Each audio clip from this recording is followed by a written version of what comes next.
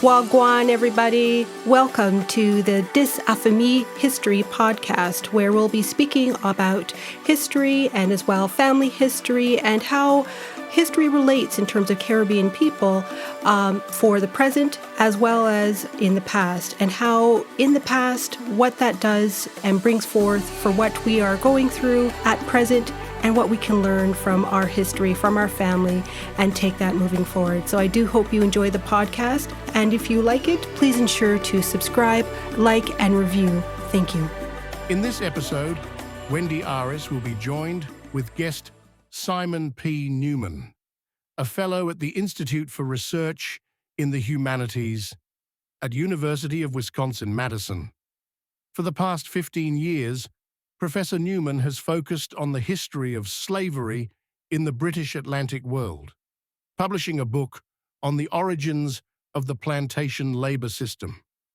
He led a Leverhulme Trust-funded project, creating a database of runaway slave advertisements published in 18th century Britain. And this research has resulted in collaborations with playwrights, musical composers, filmmakers, and a graphic novelist who are all interested in the presence of enslaved people in Georgian Britain. We will be discussing the database of runaway slave advertisements published in 18th century Britain. So let's have a listen. Professor Newman, for coming on to the podcast to speak about the website that you've created here, the Runaway Slaves in Britain, Bondage, Freedom, and Race in the 18th Century. And before we start, I'll just have you do a brief introduction of yourself. My name is Simon Newman. Thank you very much for inviting me. I'm delighted to be here with you. For most of my career, I was a professor of American history at the University of Glasgow, but I've retired from there now, and I'm a research fellow at the Institute for Research in the Humanities at the University of Wisconsin in Madison. Oh, very nice, very nice. So we'll start, and then my first question is, what was the impetus? What was the drive to start this project? Well, I've spent most of my career as a historian of 17th and 18th century North America and the Caribbean.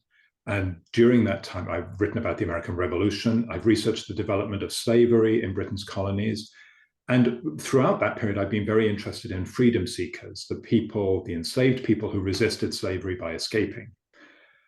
But even though I was living and working in Britain at the University of Glasgow, I hadn't appreciated that a significant number of enslaved people had been brought to 17th and 18th century Britain, or that many of these people had escaped. But once I realized this, I began looking for the advertisements that enslavers had published in British newspapers in an attempt by them to recapture the freedom seekers. And I realized that there were a significant number of these. So I applied to the Leverhulme Trust and secured research funding from them. And with a small research team, we were able to create a publicly available database of these advertisements, one that would allow users to sort and search the data contained in them. No, that's great, because again, trying to find these advertisements is like kind of finding a needle in a haystack, so to speak. I only have it just as a kind of like a PDF form, but nothing in terms of what is on her website. In terms of the detail. So I guess, would you be able to provide, I guess, an overview of the historical context of slavery in the 18th century Britain? Okay. Well, English colonists began developing large-scale plantation slavery during the second half of the 17th century. They started in Barbados, and from there it spreads to Jamaica, Virginia, and the other colonies. And by the early 1700s, Britain was already the leading slave trading nation in Europe, annually shipping tens of thousands of people of enslaved Africans throughout the Americas. As part of that process, and starting very early in the 1650s, English merchants, ship captains, planters, imperial officials, and other people began bringing enslaved people back to Britain, usually to work as personal servants and attendants. Yeah. Many came from Africa, some from the colonies in the Caribbean and North America, and a few came from South Asia. England and Scotland had different legal systems, and neither explicitly outlawed slavery. It's not until the 1770s that courts in England and then Scotland ruled against slavery in a somewhat limited way. So what that means is that for over a century, slavery existed in Britain. It didn't look anything like plantation slavery in the colonies, but I quickly realized that shouldn't blind us to how real this slavery was. Many of the enslaved people were male children, often brought from Africa at a very young age, separated from their families. They'd endured the Middle Passage, and then they were made to work for their enslavers in Britain. And their trauma and subjection was very real. So even if the conditions of their slavery might not appear as bad as working on a Jamaica plantation, that doesn't mean the slavery was any less real. Yeah, again, it's what you said it's whether it's the plantation or whether it's in Britain, it's still the same thing. But definitely, there was a lot of horrors with that as well. And what would do these advertisements reveal about the lives of the enslaved people during this period?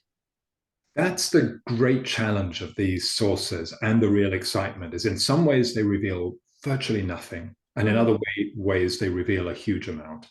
They tend to be very short, between 50 and 100 words in length, and they're written by enslavers who are anxious to recapture people who'd escaped. And so they often contain a few words of description that reflect how the enslaver saw and thought about the person who'd run away. So we're not seeing how the person who ran away thought about themselves, we're seeing how the person who claimed ownership of them thought about them.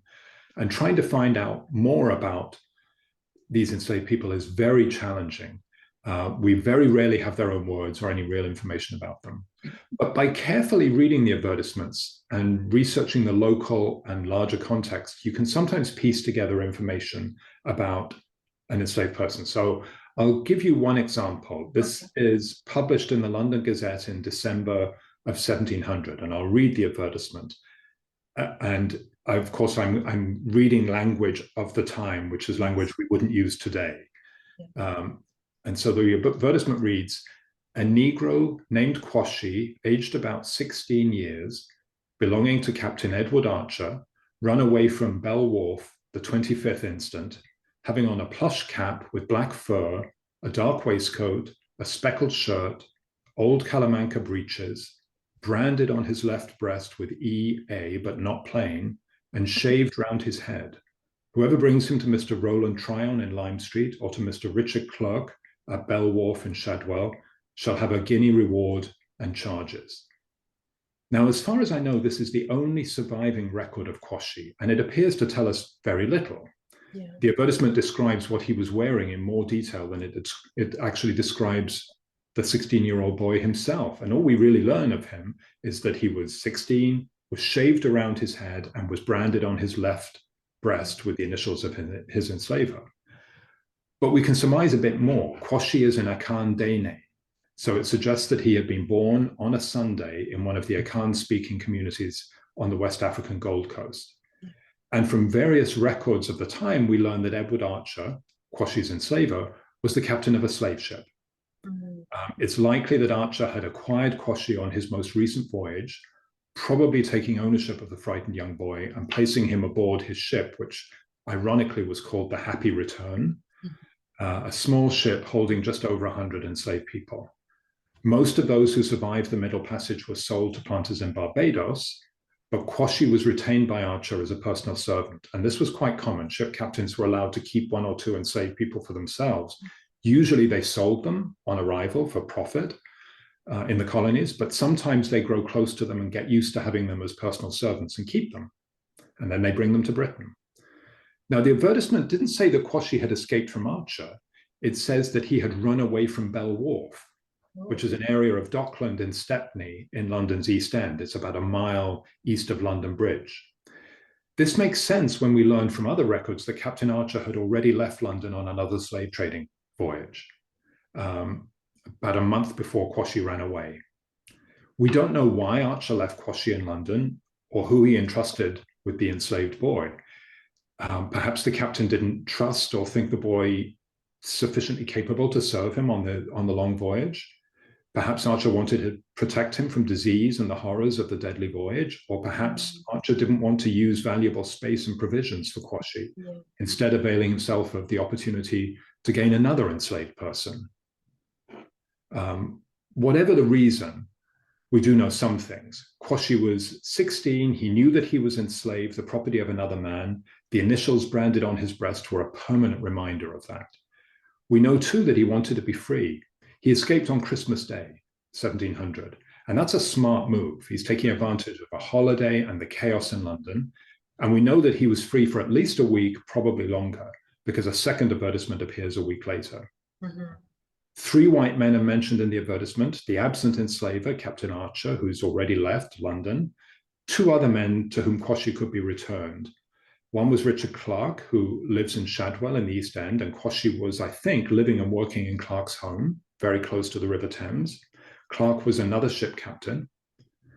The third person was Roland Tryon, a well-known London merchant dealing in sugar and other slave-produced commodities, and a director of the slave-trading Royal African Company.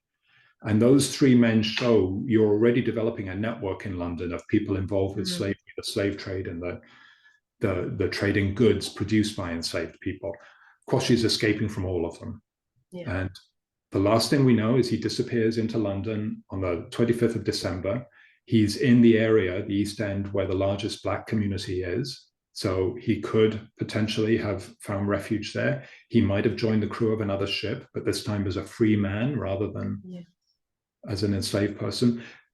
The story ends. We don't know what happened, but we can, as you can see, we can learn a little about the person by trying to read between the lines and get information from outside of the advertisement. No, and these are like, I guess you can say they're like crumbs to be able to use this information, as you said, read in between the lines, decipher what that area is all about, and to know the other names that are mentioned. Again, just diving deep to really find, to try to piece together and make this person more of what would have driven them away and what exactly that they're trying to find for their freedom as well. So, for a lot of these advertisements, how were they collected and verified for inclusion in the database? Well, you said earlier it's a needle in a haystack project, and it is. There are, as I'm sure you know, there are databases of advertisements published in America and the Caribbean, where hundreds, if not thousands, have been collected together. In Britain, some of the newspapers have been digitized, and you can search them for keywords, but it's pretty unreliable because you've seen 18th century printed newspapers. The print is often uneven and blotchy. So a computer trying to find a word like black or African or things like that will miss a lot. It'll miss almost as much as it finds. So there's no real substitute for going through the newspapers, either on microfilm or the actual newspapers in the British Library or other libraries around Britain. So we had to scour through tens of thousands of issues of newspapers, looking for advertisements. And then each time we would find one, we'd photograph the advertisement, we would then transcribe it, enter the advertisement into the data and the data contained within it in the database. We didn't get all of them by any means. We got as many as we could, but since publishing the database, we've almost doubled the number we've got. So there are a lot more yet to be entered into the database. I can imagine, definitely. And I guess this goes back to, I guess, the challenges that you face, because you mentioned some of them in terms of interpreting, because a lot of this is in Old English, and it's very, you have to read it a number of times to kind of, to understand, how did this, help, or, as I said, this challenge that you faced for interpreting these historical data? Well, there is that very practical thing of figuring out what some of these words mean. Yeah. We've included on the database a sort of lexicon and trying to explain what some of these words mean. The more and more time you spend with these, the more you read, the more it all begins to fall into place and you understand what they're talking about. But it can take a while. I think the biggest challenge is the very nature of these kinds of records. Scholars like Saida Hartman and Marisa Fuentes have written very eloquently about what they call the silence and the violence of the archive. Yeah. These advertisements are records of enslaved people in Britain, but often they're the only mentions of these people that survive in any records. So the only mention, the only source we have for these people is something written by someone who enslaved them, describing them in just a few words. And those advertisements are intended to confirm legal ownership of the people who run away. So the lives, the words, the souls of these enslaved people are papered over. Yeah. And the violence inherent in slavery was affirmed by and in these advertisements. So phrases like the one in the advertisement I read, branded on his left breast with EA, appear normal and everyday. If you're reading that, if you're looking at a newspaper like the London Gazette, and there's an advertisement for books for sale and an advertisement for a ship that is being a small ship that's being sold because of, for whatever reason, and in between them is one of these advertisements talking about a person being branded, your eye just goes over it if you're one of these people in London in the 18th century, because it's normal, it's everyday, you accept this. So the violence of slavery is normalized in these advertisements, and we have to read them very carefully, trying to find out about the lives of people whose own lives and voices have been violently erased by the historical record. It's much easier to write the stories of the people who enslaved them. It's very hard without a lot of imagination, which we historians are sometimes suspicious of. You have to have it here, because you can't get to these people. You can't imagine what their lives were like just using the facts. Yes, exactly. You definitely do have to put a lot of inferences and just know that, just reading it and being very shocked at what you're reading, knowing that this was much worse than what we're seeing on just black and white. And I guess this, leads to, what were some of the most surprising or significant findings within this project? Well, I think for me, to my shame, as a historian who was raised and educated in Britain, I have always thought that modern multicultural, multiracial Britain really began with Windrush, with the arrival of people from first the Caribbean and then South Asia after World War II. Mm-hmm. And to realize that there were a great many enslaved people in 17th and 18th century Britain, many of them becoming free, and that there was a significant Black community, mainly in London, but also in cities like Glasgow, Bristol, Liverpool, and in more rural locations, that 17th and 18th century Britain was multiracial. Yeah. And I didn't really appreciate that. And I think it's hugely important. And when we've gone into schools in places like the East End of London, where the large majority of the students are first or second generation immigrant, where the schools are multiracial and multicultural, that's the norm. And for these kids to realize, my family aren't new here. This is something that's been going on in Britain, that Britain has a Black and a multiracial identity that's existed for centuries. Mm-hmm. That's really important. I think the other thing that really struck me, or as a significant finding, was the demographic makeup. Then over 94% male, so it's an unusually unbalanced population, and nearly half of them are 17 or younger, and they're as young as 6, 7, 8 years old. It's a young male enslaved population, many of them boys. Now, of course, many of them will grow to adulthood. Some will be sent back to the Caribbean or elsewhere, but many will become young men in Britain, having grown up in Britain. So I think those are the things that struck me the most. Mm-hmm. And I suppose the one other thing is the realization that as many as a fifth of these enslaved people who escaped in Britain were South Asian. And I hadn't realized that so many people were being brought in by officials of the East India Company. No, it's, once you start looking at a lot of these records and knowing how, especially for the Empire of Great Britain, how things moved within the colonies, because I know when I look at the records and see how, going to the colony of, let's say, Nova Scotia, that was still, there was ships going back and forth, and those aren't mentioned in the history books, right? So right. It definitely does, change your perspective on things. And how do you think that these, the advertisements challenged or reinforced the existing narratives about slavery in Britain? Well, as when I went to school, we learned virtually nothing about slavery. I mean, that was a long time ago. I'm old. And even today, or until recently in Britain, when slavery was taught, it was about the slave trade, the transatlantic slave trade, and Britain's role in abolition. Those were the things taught to students, if anything, about slavery. Yeah. So to show that slavery was not simply something that happened over there in the Americas and in West Africa, that it was something that happened in Britain. Yeah. And was vital to the British society and British economy, that it wasn't foreign, that Britain was the heart of British slavery. I think that's really important. And these records show us that slavery existed, was normal, was everyday in Britain itself. At the same time, as I've said, they show that Britain was a multiracial society. And that's where other records can help. The parish records in London are hugely helpful, baptismal, marriage and burial records. And there's a wonderful project by the London Metropolitan Archives, which has put a database of all of the mentions of people of color in these London parish records into a database you can search. And you realize baptism is the most significant appearance in the record. Many of the people being baptized are older. They're in their teens or they're adults. These are people, many of them who have escaped slavery or who are going to escape slavery, who are entering British society on their own terms, who are making a stake in that society, becoming members of a congregation.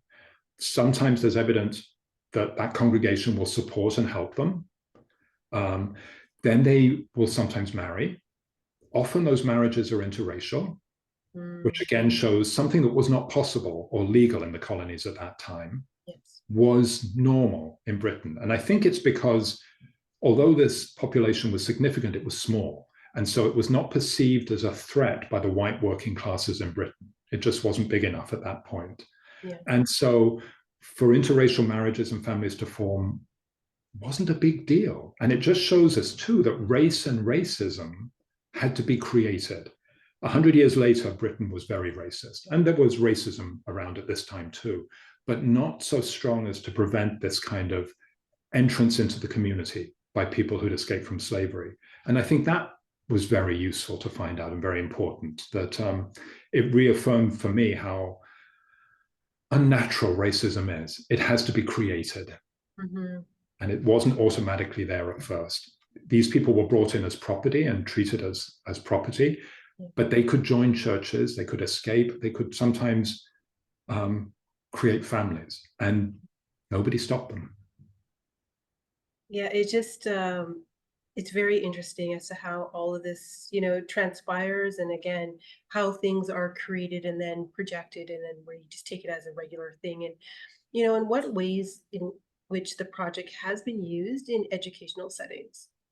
Well, from the very beginning, we worked with school teachers, and one of the people on my project team, Nelson Mundell, had been a history school teacher, and he's now back teaching history in schools, and that really helped. So we made the website accessible to schools and school teachers and helped with the development of lesson plans and teaching exercises.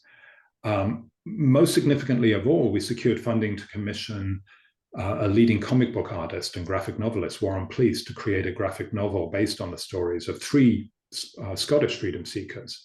And we worked with Black Hearted Press in Glasgow and published this as Freedom Bound. We were able to distribute 30 copies to every state secondary school in Scotland. And so it's become part of the curriculum in Scotland. So now when they teach British history, history of empire, history of slavery, it's not simply something that happened over there, it's something that happened in Scotland too. And they're seeing it from the perspective of the enslaved. And as well as these three short stories, there are all the sources they're based on, the original advertisements, what we found in other records, so that the students can see how you can build out from those records to imagine larger stories and lives. We also worked with Spread the Word and with Ink, Sweat and Tears, two literary groups in London and publishers. We found more funding, and we commissioned young Black and South Asian poets and artists to create works based on my research into freedom seekers in London. And that was published as Runaways London. And this is also available online with resources for teachers that were developed by the poets and the artists. So those are the main ways we've worked with schools. Oh, that's fantastic. That's fantastic. And how would you say that for independent researchers and contributors, how have they helped to expand the database? Enormously. And I will always be grateful for the generosity of other scholars and researchers who've shared the data they've uncovered. Because as I said, and as you mentioned, this is a needle in a haystack operation. We found some of the needles, but a lot of other people have found many more. So it began with Professor John Cairns, who's a legal historian at the University of Edinburgh, and he shared data with us about Scottish freedom seekers. And since then, others have shared information, especially Mrs. Audrey Dugee in the north of England and Mr. Tony Barrett in London, who spent decades uncovering these just as a labor of love, and they've shared that. So we hope that all of the information they've shared will be included in the updated version of the database. Perfect. And then I know that you mentioned before about Freedom Bound. Can you share any more about its role in the public engagement? Yes. Nelson, who was the history teacher who was on my project team, talked to me about graphic novels and how useful they were. And I'm a professional historian. I was very suspicious. I thought, no, that's not what we do. But then I started talking to teachers and seeing in places like France, they're used extensively in teaching and very successfully. And what all of the teachers were saying to me was, this isn't going to stop students from reading history and learning about history. It's going to get them interested. Yeah. This is how you catch them. And we trialed some of the early drawings that Warren was doing in schools and worked with the students, and it was clear how engaged they were. When we worked B6, which is a sixth form academy in the East End of London, so 16 to 18-year-olds, and we were working with them, looking at some of the pictures, and they started really riffing on how stop and search by local police of the Black community in the East End of London, how similar it was to this surveillance of the enslaved in 17th and 18th century London and the attempts to recapture people who'd escaped. And they projected themselves into this. And it was the drawings and the graphic novel that caught them. If I'd just shown them the advertisement, I don't think it would have had the same effect. Yeah. And so I was convinced, and we were able to get the funding. That was a way to really get school students and their teachers engaged and able to deal with this and take on board this kind of history. No, and I mean, it's fantastic. And not only that, that's the way to kind of, I guess, capture them into and to make it more personal. Because when you make it more personal, that's when it starts to really get going.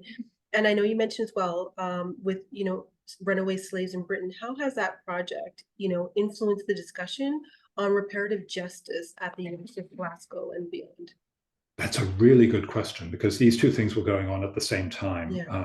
Glasgow was the first British university to engage with how it had profited from slavery and the slave trade.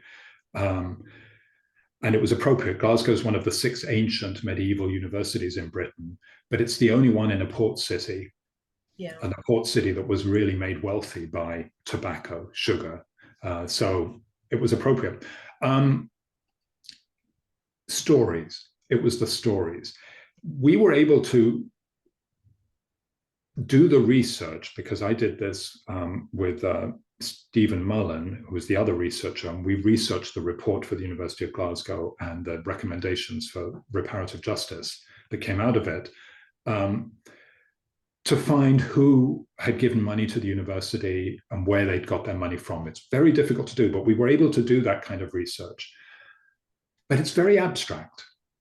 You say this person spent time in Jamaica, came back to Scotland, gave money to the university. Well, that doesn't really inspire, or for many people, it doesn't do much. So our research was able to start telling stories behind that. So I'll give you one example. Robert Cunningham Graham was a graduate of the university. He went out to Jamaica, spent nearly 20 years there and made his fortune. He married the sister of one of the wealthiest planters in Jamaica. He came back to Scotland a very, very wealthy man. He made a number of large gifts to the University of Glasgow, including one for the best student essay on liberty, would you believe? There's an irony. He served as rector of the university. He succeeded Edmund Burke, and he was rector immediately before Adam Smith. So you can tell the kind of company he was in. Before he left Jamaica to come back to Scotland, he owned about 35 enslaved people. And among them was a young woman, Beneba, and her unnamed child. And he sold them, and I think sold them to separate owners before he left the island. He brought 2 enslaved people with him from Jamaica to work for him as enslaved servants in Scotland. One of these was a young man named Martin. And we know from Cunningham Graham's correspondence that within a year, he and his wife thought Martin had become too lively and too sprightly. Those were Graham's words. I think that when Martin was freed from the hell that Jamaican slavery was, and was in Scotland, working alongside free white servants and being allowed to become a member of a church and things like that if he wanted to, I suspect that this young man wanted more freedom. Maybe he tried to escape. Maybe he made clear he wanted to be free. Whatever, Cunningham Graham acted quickly, and he sent Martin back to Jamaica to be sold as a prime plantation slave, where we know how horrible his life would have been. Little thought about Martin's fate. Graham instructed his Jamaican agent to invest the proceeds of Martin's sale in a quantity of the best Madeira wine and to send it back to him in Scotland. And telling these kinds of stories to the senior management of the University of Glasgow, I remember standing up, and it's a small group, and you could have heard a pin drop, because suddenly the gifts that this man, who used to be mentioned in our annual ceremony when graduates, the university ceremony, he was one of our big benefactors, Cunningham Graham. And we would mention him. Jamaica merchant was the term used to describe him in our ceremony. And nobody thought what was behind those words. And telling these stories of the enslaved, the way we were doing in Freedom Seekers, was able to make it real. And we've named our new center, which is part of the reparative justice program for the study of slavery and abolition, the Beneba Center, named for that woman that he sold before he left. Yes. And then as part of the reparative justice we have a long-term collaboration with the University of the West Indies, which is going to direct funding raised by Glasgow towards strategic initiatives highlighted by CARICOM, the Caribbean community, and their reparative justice report. And together with them, we've developed the first online master's degree course on reparative justice. So there are all kinds of good things coming out of this, but I think we needed those human stories to really trigger a commitment to do this. Absolutely. And I know you mentioned a lot of the next steps, but is there any other next steps for the Runaway Slaves in Britain project? Well, other projects have come out of this, including my own book, Freedom Seekers, which was about people who escaped in 17th century London. And that book has won the Frederick Douglass Prize for the best book on the history of slavery and another book prize. So it's great to see people recognize the importance of this history. But the next important work is photographing a lot of the advertisements that were not included in the first version of the database that we've now know about, processing all of that information and updating the database. And that work's been delayed because of the problems being experienced by the British Library that you may have heard about, their big hack. So it'll probably not be before, I don't think it'll be before next year that we can get into the library and start photographing these. But that's the most important thing, because it's clear people want this data and information. So we want to make it as readily available as possible. Oh, for certain. And I know working on these different types of projects, can be very rewarding. So for you, what has been the most rewarding aspect of working on this project personally? Well, as I said at the beginning, I've been fascinated by freedom seekers for all of my career. And I first used them in teaching more than 30 years ago. And from the beginning, I recognized how students would respond to these sources. And I've always thought it really important to try and honor the lives of enslaved people by researching their lives and stories on their own terms as best we can. And it's really exciting to see how the research behind this project can pull together small pieces of information We can find the individual behind the words. Yes. Exactly. Exactly. It's been great collaborating with other people like my team members, Nelson Mandel and Stephen Mullen, but also working with creative artists, with poets, artists, graphic novelists. We've worked with filmmakers, playwrights, even student composers in Glasgow. That's been fantastic to see young people inspired by this and want to create artistic work based on it. I think that's fantastic. And then seeing how students in classrooms respond and how this opens their eyes to a new element of British history, I think that's the most rewarding thing of all. Yeah. Yeah, you're just opening that door for everybody else to be able to see and to navigate through it as well. So, as we end this discussion, which has been really great, and what would be, I guess, your final thoughts for anyone kind of looking into these types of records that you could provide? I think the most important thing is just to start reading some of the advertisements and let your imagination do the work and start thinking about, okay, what is someone running away from? What are they running to? What help do they need? What kind of things have happened in their life? How frightened and desperate must someone be to do this? Or how exciting and inspired must they be? That it's all there. In the end, we all start with just those 75 words or whatever in an advertisement. And now online, there are many, many of these available from Canada, North America, the Caribbean, the British Isles.